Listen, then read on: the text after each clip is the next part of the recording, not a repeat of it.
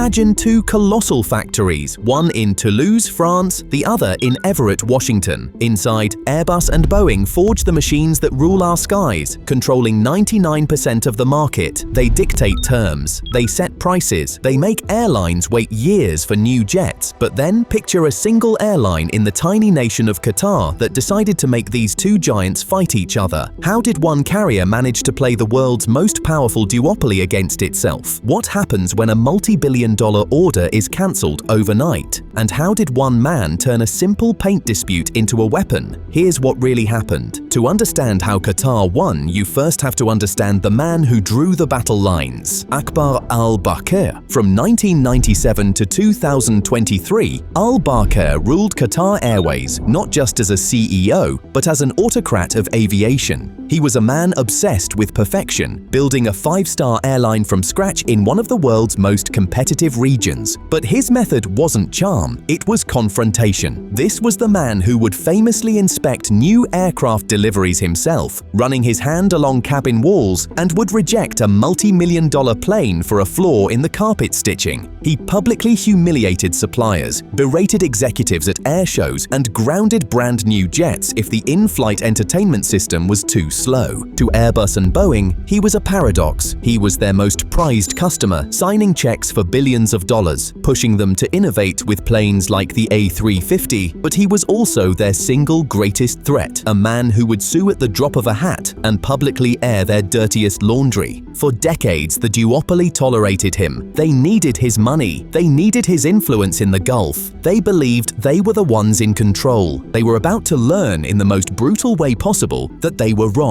But here's where the story pivots. Al-Bakr's confrontational style wasn't just ego, it was strategy. He was waiting for the perfect moment, the perfect weakness, to flip the power dynamic forever. And in 2021, he found it on the skin of an airplane. The Airbus A350 is a technological marvel. It's not built from traditional aluminum. It's a plastic plane, crafted from advanced carbon fiber composites, lighter, stronger, more fuel efficient. It was Qatar's flagship, the crown jewel of its long-haul fleet. Then the report started. In the summer of 2021, Qatar's maintenance crews discovered something terrifying. The paint on the A350s was bubbling. It was cracking. In some places, it was peeling away from the fuselage in large sheets, exposing the composite skin underneath. But what it exposed was the real problem. Underneath the paint lay a special copper-nickel mesh, a layer designed to protect the non-conductive carbon fiber plane from a lightning strike. Dispersing the energy safely, Qatar claimed that with the paint gone and the mesh exposed to the elements, it could be damaged, compromising the jet's fundamental lightning protection. Akbar al-Bakr declared it a catastrophic safety failure. He didn't just call Airbus, he didn't just file a warranty claim, he did the unthinkable. He went public. He announced that the Qatari Civil Aviation Authority had grounded its A350s, effective immediately. Not one or two. By the end of the year, more than 20 of these $300 million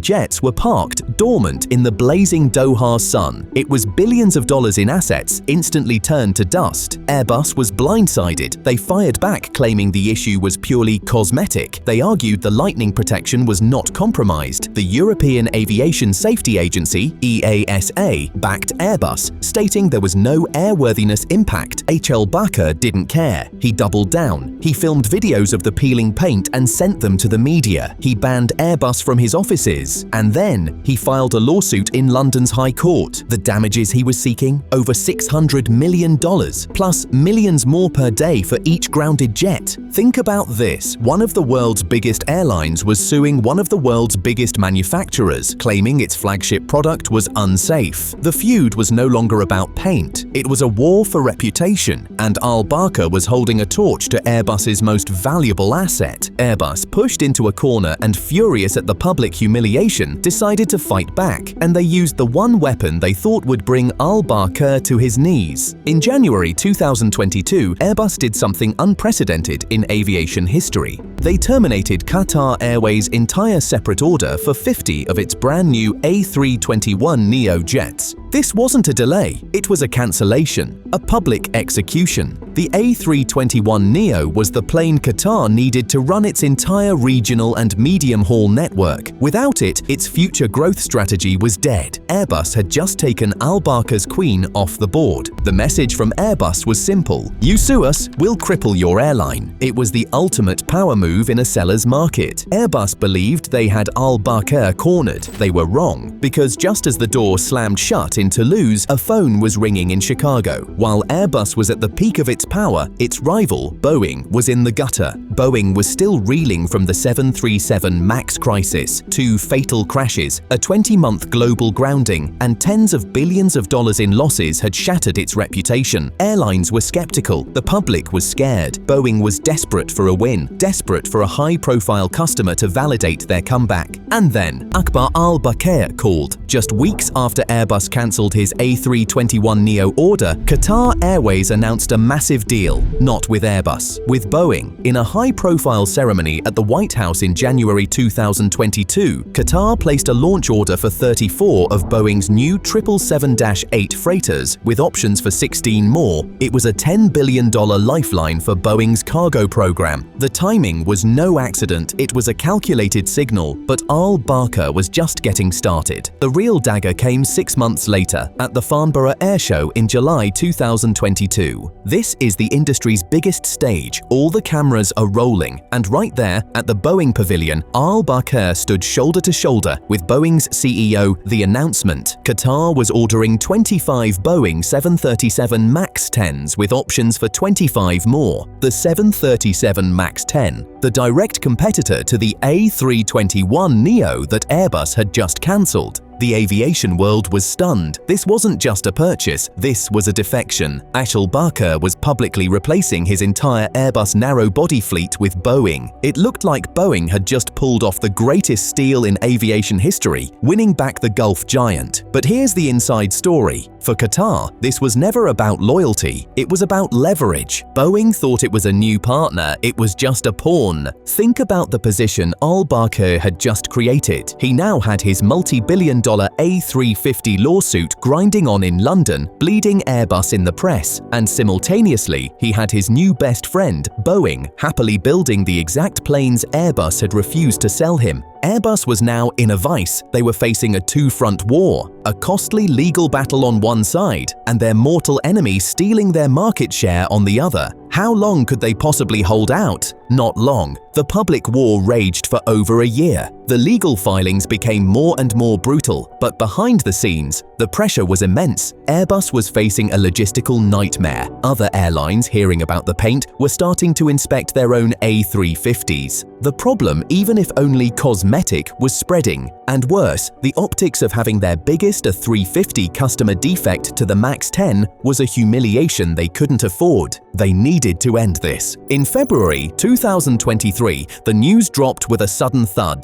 Qatar Airways and Airbus had reached an amicable and mutually agreeable settlement. The war was over. The details were confidential, but the hidden truth was clear. The A350s would be repaired under a joint project. The billion-dollar lawsuits were dropped. And the most important part, Airbus fully reinstated Qatar's order for all 50 A321neos. No damages were paid. Both sides publicly declared victory. Airbus said it was moving forward. Qatar said passenger safety had been upheld. But let's be clear about what really happened. Qatar Airways had taken on the world's most powerful aircraft manufacturer in a public street fight. It had grounded its fleet, sued for billions, and openly flirted with its greatest rival. And in the end, it got everything it wanted. The A350s were fixed, and the A321neo, the very planes Airbus used as a weapon, were back on the order books, reportedly with better terms and earlier delivery slots than before. Al Barker had used his Boeing flirtation to perfection, forcing Airbus to capitulate. It was a masterclass in negotiation, but this was just the opening act. The real masterstroke, the move that would secure Qatar's dominance for a decade, was yet to come. Akbar al-Bakr retired in November 2023, his legacy as aviation's greatest disruptor secure, but the playbook he wrote was still in motion. The final act came in May of 2025. The announcement was staggering. Qatar Airways, in a deal timed with a major US-Qatar diplomatic summit, was signing a $96 billion deal at list prices with Boeing. It was the largest wide-body order in Boeing's history. The order was for 160 aircraft, 137 87 Dreamliners, and 30 of the new 777X. At Boeing headquarters, the champagne was flowing. They had done it. They had won. After the A350's paint war, after the MAX 10 order,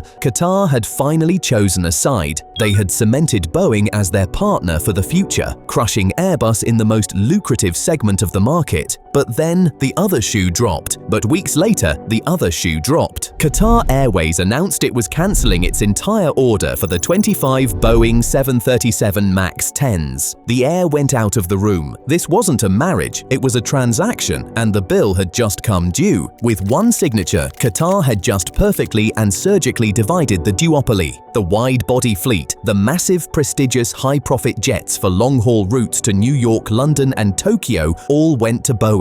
The narrow-body fleet, the workhorse, high-frequency jets for regional routes across the Middle East, India, and Europe all went to Airbus, with its reinstated A321neo order. The message was an act of cold genius. Qatar would not be loyal to either of them. It would make both of them reliant on it. Boeing got the glory of the headline, the $200 billion win, but Airbus secured 100% of Qatar's narrow-body business, locking its rival out of the Gulf's fastest-growing market segment. Qatar had forced both giants into a perfect equilibrium, with itself at the center of the scales, forever playing one against the other. So what did Qatar really win? It wasn't just planes. Boeing and Airbus entered this feud thinking they were competing for orders. They were really competing for influence. By threatening one and rewarding the other, Qatar secured the true currency of modern aviation. First, priority delivery slots. While many airlines face multi-year backlogs for new aircraft, Qatar used its leverage to leapfrog the line, getting its new 787 and A321neos years ahead of its rivals. Second, unprecedented pricing. By forcing a bidding war, Qatar secured substantial discounts off list price. Industry analysts estimate major customers routinely negotiate significant reductions. And third, custom specs. Both manufacturers are now falling over themselves to build planes to Qatar's exact demanding specifications. Akbar al-Bakr's final lesson was simple: never commit. Always compete your suppliers. He proved that in an industry built on duopolies, the buyer can control the board if they know how to play the game. Qatar Airways turned the world's fiercest corporate rivalry into its single greatest advantage. It didn't pick a side, it picked its timing. But this leaves us with one final, unresolved question. Was this a brilliant, once-in-a-generation act of strategic genius that has permanently rewritten the rules of aviation? Or was it a dangerous, short-term game of brinkmanship that has left the airline beholden to two wounded giants who now know exactly how it plays and will be waiting for their revenge? Click here to check out another one of our videos.